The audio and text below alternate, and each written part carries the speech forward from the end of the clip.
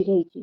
Tux उंची छातीचा चौथा भाग 8 त्याच्यात 1.5 इंच जास्त म्हणजे 9.5 आणि इथून आपल्याला छातीचा 10वा भाग घ्यायचा. तो असा पॉइंट करून घ्यायचा. आता खालच्या साईडनी बघा आपल्याला 2 इंचावरती लाईन मारून घ्यायची. तर ही आपण क्रॉस पट्टीची लाईन जी आपण मारत असतो तर ती. पण या ठिकाणी आपण क्रॉस पट्टी घेणार नाही.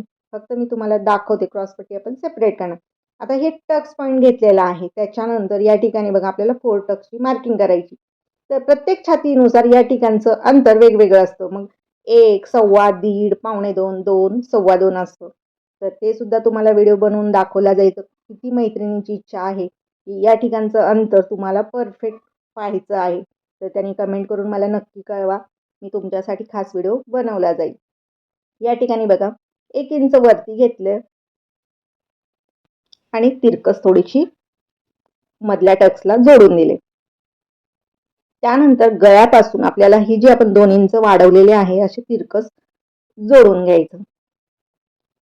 आता हे जे 2 इंच आपण वाढवलेलं आहे तेच आता अंतर आपल्याला 1-1 इंच या ठिकाणी घ्यायचं आणि असे त्रिकोणी टक्स घ्यायचा.